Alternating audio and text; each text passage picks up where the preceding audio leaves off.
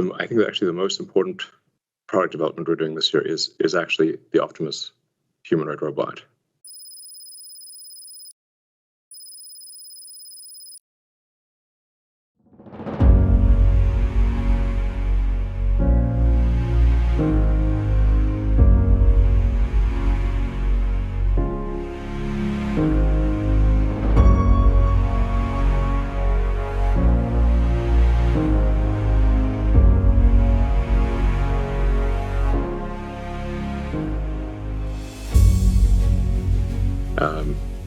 This, I think, has the potential to be more significant than the vehicle business over time.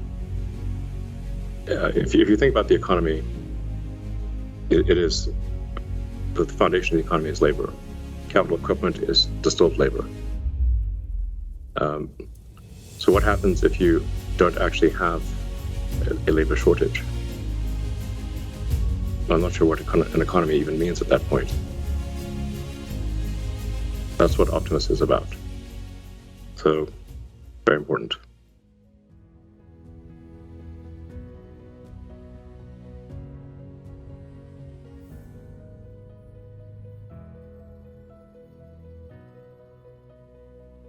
I would be shocked if we do not achieve full self-driving safer than a human this year. I would be shocked. Full self-driving. So over time, we think full self-driving will become the most important source of profitability for Tesla.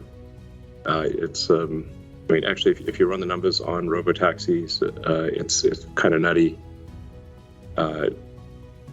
It's nutty good from a financial standpoint. And I think we're completely confident at this point that it will be achieved. The cars in the fleet essentially becoming self-driving via software update, I think might end up being the biggest increase in asset value of any asset class in history.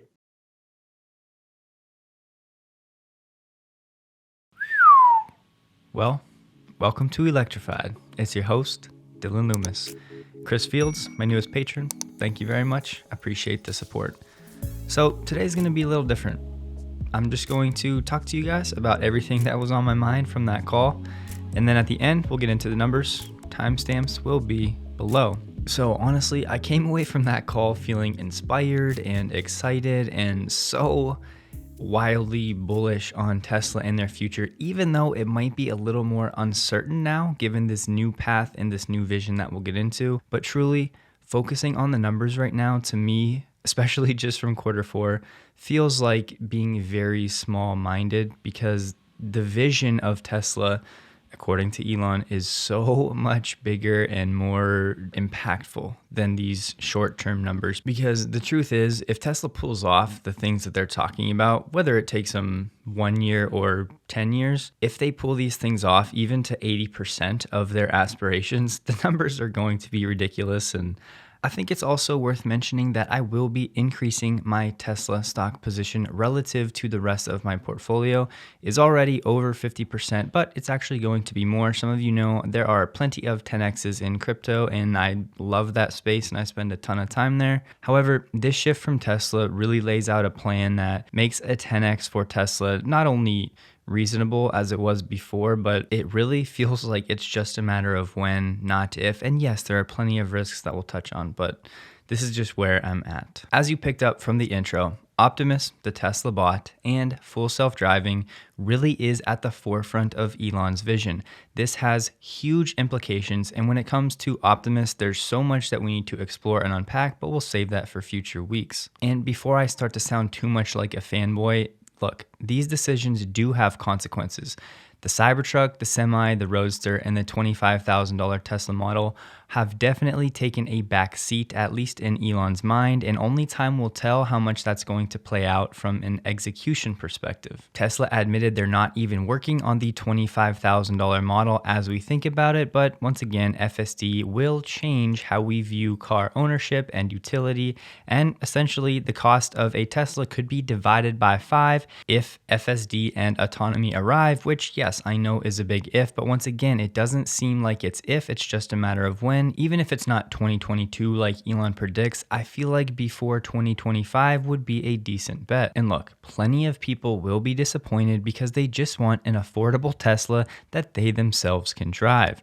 However, I do think that argument where people don't know what they want until you show them, I really do think that's firmly in play with this one, as people don't know that they want autonomy because it's never been here to be an option. So yeah, no new products coming in 2022, but Elon did say that hopefully and most likely Cybertruck and Semi, and he did say Roadster will come in 2023 in terms of beginning production, and he also said aspirationally they still hope to do 1 million Cybertrucks per year. There is great news that the first vehicles with 4680s and the structural pack cars will be coming from Austin this quarter, but there was no clarity on how. So is Tesla going to have a Model Y Plaid, or is this all going to be behind the scenes? Nothing's really going to change with the consumer facing statistics, and Tesla's just going to save money and have more cells on the back end. If I had to guess right now, I'm going with the latter. I feel like Tesla would have mentioned a Model Y Plaid if it was coming this quarter and there would be order options for this new variant. This is one, however, I hope I am wrong. I see a lot of people getting really excited that Tesla is not cell constrained right now. Yes, that is gone. They are mostly chip constrained. However, Tesla did say that if the chip situation alleviates in 2023, then they will go back to being cell constrained, and at that point 4680s become critical again. So this is a temporary alleviation, and we still need to watch the 4680 development at Austin very closely this year. A cool tidbit here, Tesla is now historically cumulatively profitable. So that's awesome, and Elon jokingly quipped, I guess we are a real company now. And before we dive into the numbers, a quick message from the sponsor of today's video. I'm sure most of you have seen by now the markets have been in turmoil as of late. Inflation is running hot and it's been a sea of red across the board. While this is not financial advice, many of the savviest investors have been turning to Masterworks.io,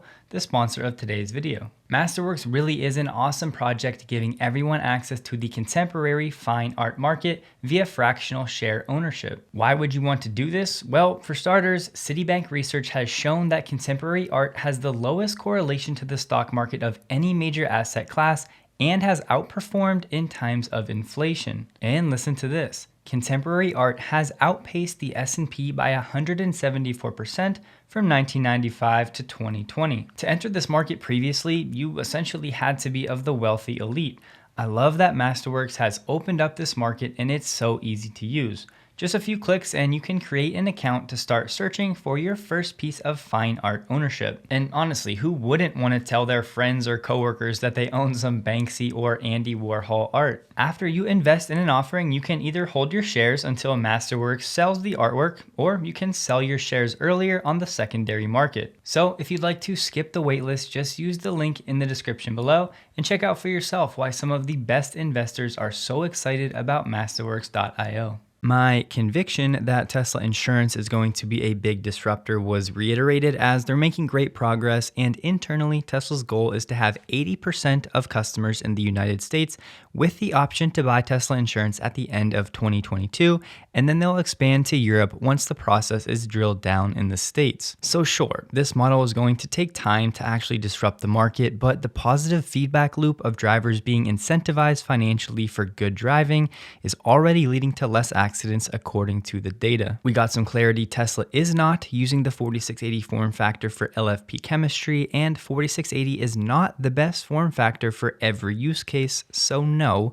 the entire battery industry is not moving to this one form factor, but it's important to note Tesla was speaking in terms of just the form factor and the size, not the Tesla specific chemistry that will be inside their 4680 cell. And this next point is a massive one that I really think goes overlooked, and I tweeted about it yesterday. With all of these supply chain issues likely to exist in new iterations in future years, sure, the current port congestions may get solved, but with a global economy and with that becoming the reality more and more every year, it's going to pay incredibly well to be two things in this environment: vertically integrated and less complex. Tesla is destroying the rest of the auto space in these two categories, and this is going to play out in the background in huge ways this decade. Circling back to autonomy, it's very clear Elon is trying to change everybody's mind about how they view full self-driving and what it's going to mean for life as we know it. This is a point he drove home multiple times. This is a huge deal, and we need to spend some time talking about it. He went on to say it'll be cheaper to move with a robotaxi than a bus or a subway. People are not going to take the bus. It's going to be like $2 to travel 10 miles. It's a door-to-door service. You don't have to deal with the cold or other people. So there's really no reason for people to take any other form of travel other than a personal door-to-door robotaxi service. He said people do not understand how profound a change this is. It's not like some little features. He also said it's like the most profound software upgrade maybe in history. Millions of cars suddenly have 4 to 5 times the utility they used to have overnight. He doesn't know how to quantify it financially other than it's a big number, and you can also divide the cost of the car by 5. You don't need anyone to drive on top of all of this. And check this out. They said if the cost of cars does not change at all, meaning they don't drive the cost down, they will still sell as many cars as they can make. And yes, this brings into the actual solving of FSD as a risk, as a huge part of their business plan is reliant upon doing this successfully. However, I will just say between Elon and the team's conviction and everything that I have learned from reading and watching YouTube videos and hearing people talk about this problem, I am absolutely confident as well that it's not if, but when they solve this problem. And yes, I know Elon has missed timelines before with full self-driving, but the fact is we are now much closer to the end game. So in theory, his predictions should continually be closer. And even if it's not 2022 when they solve for autonomy, it seems like before 2025 would be a decent bet. And I have that hesitancy because I have no clarity on what the regulatory environment is going to look like and how it's going to respond to this robotaxi world. And then that brings us to Optimus, the Tesla bot. I don't think any of us envisioned that Elon would come out and say that basically their focus at this time was going to be on Optimus ahead of Cybertruck, Semi, and all of these other things. There's honestly so much to unpack here. I can't do it in this one video just because it deserves, weeks of videos on its own for the true implications of what this could mean. And yes, Tesla focusing on this more does bring more uncertainty into the future, at least for this project. There's so much we don't know, manufacturing and the cost to do so. And are they going to sell them to people or is it strictly commercial? We know that Elon said it will start in the Tesla factories, moving some things around, but we don't have a timeline. We don't have a prototype timeline. We don't have really anything. And guys, I just want you to picture this world that is going to be coming up here pretty soon. Let's just say it's mid to late 2024 and things have gone relatively well. The chip shortage has subsided, which will really unleash Tesla's full potential. This has been the main bottleneck. Hopefully 4680s will have ramped well at Austin. The pilot line will still be kicking out 10 gigawatt hours per year.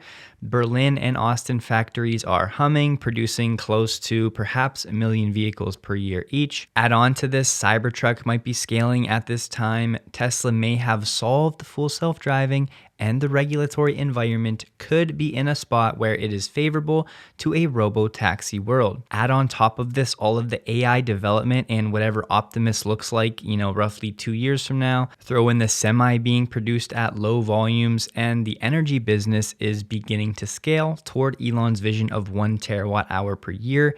And you can make a clear case for the most valuable company in the world. And yes, this is all going to be backed up by insane financials that we'll get into in the weeks to come. Once again, this was just a quick and dirty stream of consciousness as my mind really has been all over the place since the end of the call. There's so much to unpack, so this is like the preamble to what we'll get into in the weeks to come. So getting into the numbers, a few things I wanted to point out. With the automotive gross margins coming in at 30.6%, Pierre Ferragu tweeted that Tesla cars have this gross margin while the iPhone has at best a 35% gross margin, reiterating his point that Tesla is not an auto company. It should also be noted, Tesla's gross margin is currently twice that of Ford and GM already, basically meaning that Ford and GM would have to sell 2 times as many vehicles as Tesla to produce a similar cash flow. Next up, let's talk about these one-time items because yesterday different numbers were being thrown around and everybody was doing it in a rushed fashion. I just wanted to make sure you understand this clearly. So directly from Zach on the call, operating expenses as a percent of revenues decreased despite these one-time and unique items. Supply chain challenges and port congestion led to significant increase in expedite costs. Also, they took reserves associated with recall and warranty costs. These 2 items are roughly $120 million when you do the backdoor math. We know OPEX was impacted by stock-based compensation from the final 2 tranches of CEO stock grant becoming probable, $245 million here, and the payroll taxes from Elon's option exercise, which was $340 million. Combine these 2, and that's $585 million. And Zach said the total impact was just over $700 million in the quarter, which is how you backdoor that $120 million for the above 2 items. The TLDR of what that actually means is this number operating margin would be closer to 18% if you didn't have those one-time and unique items. Personally, I understand why people back out numbers and it makes sense. It helps you understand the core business, and that's very important from an investor standpoint. However, these items are still part of Tesla's business model. They have to pay and compensate one of the brightest minds on the planet, so this is all part of what they have to do. It's part of their business. So I think too many people out there just think to themselves, well, these things basically don't exist, so Tesla really did 18% operating margins. It's like, not really, because sure, we only might have $50 million of stock-based compensation left for all of 22, whereas throughout 2021, we recognized $910 million just for Elon. However, we might get a new award plan for Elon in the future, especially once this one is fully exhausted. So yes, it's important to understand these numbers and to know what's recurring versus what's a one-time or a non-recurring item, but just to act like these aren't part of Tesla's business model is not a great way to go forward, because it is. Having said that, think of how many investors and people have no idea about any of this, and they just go down and look at the earnings per share number, which is a ridiculous way to go about it. And then you can start to understand why Tesla is down currently 7% after the type of earnings call that it just had. It's just people are focusing on the wrong stuff. James Stevenson actually pointed out on Twitter that if this operating margin was 18%, backing out those one-time items, Tesla would be making around $10,000 per car in profit selling a $55,000 car. No other automaker is doing that is producing vehicles at scale. This is a wild figure. It's also very important to note that I believe Q1 and Q2 of this year, we may see some margin compression as we see Austin and Berlin ramping. So keep that in mind for all projections and expectations. They said themselves on the call, the first 2 quarters might be margin compressed. Personally, I think most investors would be better suited just looking at year-over-year comparisons, people that don't have a ton of time to dig into all of this stuff. Look at this. The net income from a GAAP perspective was up 665% in 2021 compared to 2020. Then when you look, Tesla only increased their operating expenses by 52.8%, yet the net income grew by this figure. It's just absurd, the operating leverage and efficiency. And look, yes, I know people out there say it's from a low base, but Tesla has turned the profitability corner, basically flying around that corner on the new Plaid track mode. Most people don't understand this, and this has huge implications for Tesla's future potential. Looking at free cash flow, it grew 109%. Tesla generated $5 billion in FCF, $2.8 billion alone in Q4. Tesla did this while building 2 giant factories, and let's just round down and make it 2 billion times 4 quarters for 2022, which is obviously very, very low. That's $8 billion in free cash flow this year. And then you start multiplying that by 5 years, 10 years, and obviously factor in the 50% growth. And the point becomes Tesla is going to have an issue. What is it going to do with all of this cash? Tesla's cash balance ended 2021 at $17.5 billion. And it's important to note that Tesla's debt, excluding vehicle and energy product financing, is now $1.4 billion at the end of 2021. So their cash to debt ratio is incredibly solid. So have a look at some of these real-time numbers. Tesla stock price pulled automatically from Google Finance, and then we have the trailing 12-month earnings per share of $4.90, which gives a current PE ratio for Tesla of 175. Now, if we take Q4 and annualize it, that would be an 8.2 earnings per share for the year, giving Tesla a 12-month forward price to earnings of 104. And then if you plug in a fiscal year 2022 earnings per share estimate of 12, which is basically where Gary Black is, that would yield a 12-month forward PE for Tesla of 71. And if we plug in where James Stevenson is at, he's all the way up at 17. That bumps it down to a 50 forward-looking PE for a company that will grow comfortably above 50%, according to Elon from the call, in 2022 and beyond. This is very low. Perhaps we'll dive into this more in a future episode. This is totally unrelated, but I wanted to share it. A young Cathie Wood, absolutely stunning. So to wrap up this preamble of a video to what we're going to be diving into in the coming weeks, my conviction in Tesla has never been higher. My excitement for Tesla as a company has never been higher. And I just honestly feel grateful to have a company like this led by one of the greatest visionaries to ever walk this earth during the time that I am here. So very cool to watch all of this unfold. That's going to do it for today. Please take a second to like the video if you did. Hope you guys have a wonderful day, and a huge thank you to all of my Patreon supporters.